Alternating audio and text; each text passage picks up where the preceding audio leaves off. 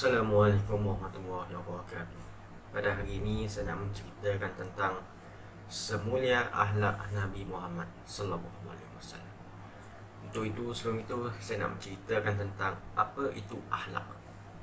Akhlak ini adalah berasal daripada perkataan Arab iaitu khulq, yang bermaksud tabiat, perangai dan tingkah laku.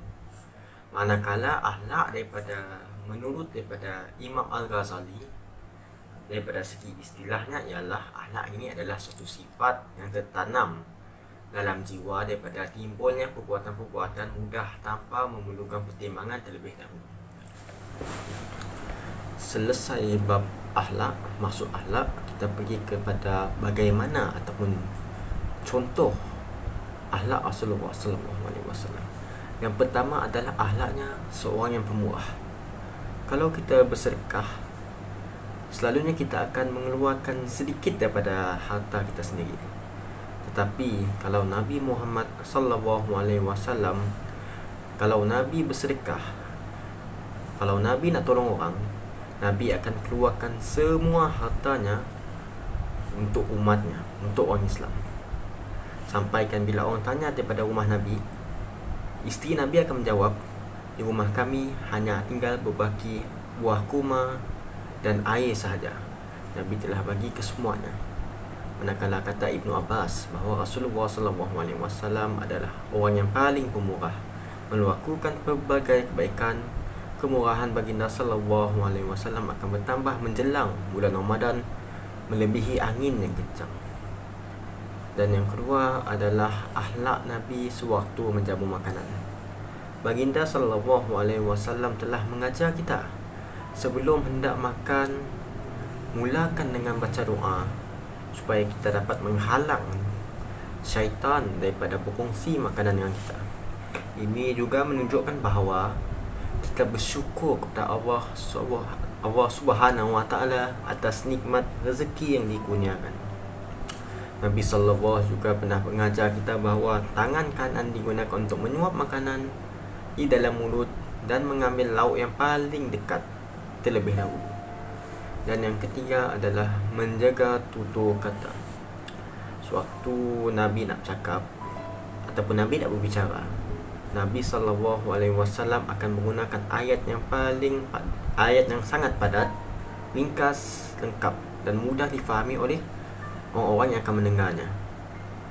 Baginda SAW tidak akan bercakap melainkan perkara yang penting ataupun perkara yang mempunyai keperluan, baru Nabi akan bercakap. Manakala yang keempat, akhlak dalam aspek pemakaian dan wangian. Baginda SAW seorang yang sederhana dalam aspek pemakaian. Walaupun sederhana, Nabi juga adalah seorang yang suka dengan kebersihan dan kekemasan pakaiannya. Kata Ibnu Abbas, tubuh badan Rasulullah SAW lebih wangi dan lebih harum daripada sepihan kasturi. Dan yang kelima ialah berlapang dada dan pemaaf. Nabi adalah seorang yang sangat pemaaf. Baginda SAW tidak pernah merasakan sakit hati, apatah lagi nak berdendam dengan orang lain. Sewaktu Nabi nak berdakwah di Taif selama 10 hari, dakwah Nabi telah ditolak, telah dihina dan telah dikecam oleh orang-orang masyarakat di Taif. Sehingga itu apabila masyarakat Taif ini telah membuat satu perhimpunan dan orang-orang ramai telah melakukan sesuatu kepada Nabi, iaitu membaling batu, membaling kayu dan membaling macam-macam kepada Nabi, sehingga kan Nabi tercedera dan darah-darah Nabi ini telah sampai ke kakinya. Selepas itu datanglah dua malaikat untuk memberikan offer kepada Nabi 2 gunung untuk ditimpakan kepada masyarakat orang-orang di Taif. Tetapi Nabi telah tolak offer yang diberikan oleh malaikat, dan Nabi telah berdoa kebaikan untuk masyarakat di Taif nanti. Dan seterusnya ialah kepentingan berakhlak mulia. Kenapa berakhlak mulia ini sangat penting? kerana menjaga akhlak ini adalah salah satu daripada rukun agama.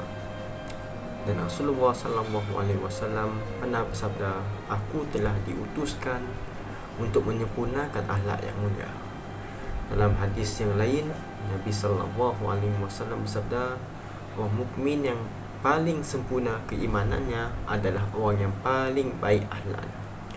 Dan selain itu, kita kena ingat bahawa orang yang mengaku sebagai Muslim, sebagai mukmin dan mengaku cintakan Islam, sepatutnya akhlak dan lidahnya dapat dijaga dengan baik. Sebab itu, dalam hadis riwayat dan lain-lain, riwayat hadis Nabi SAW pernah menyebut bahawa ramai orang-orang manusia yang telah diheret masuk ke dalam neraka disebabkan dosa-dosa yang dilakukan oleh lidah orang tersebut. Dan yang terakhir sekali, iaitu kesimpulan, akhlak yang mulia ini seumpama tepung dan ilmu ini seumpama garam. Antara tepung dan garam, yang mana lagi banyak? Sudah tentu tepung lagi banyak. Begitu juga dengan akhlak.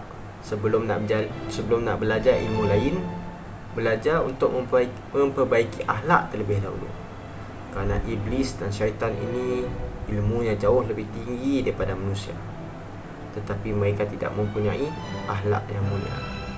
Semoga perkongsian ini dapat menjadi satu peringatan untuk kita sama-sama amalkan bagi menuju ke arah umat Islam yang seimbang lagi cemerlang. Aqulu qawli hadza wa astaghfirullahal azim li wa lakum. Wassalamualaikum warahmatullahi wabarakatuh.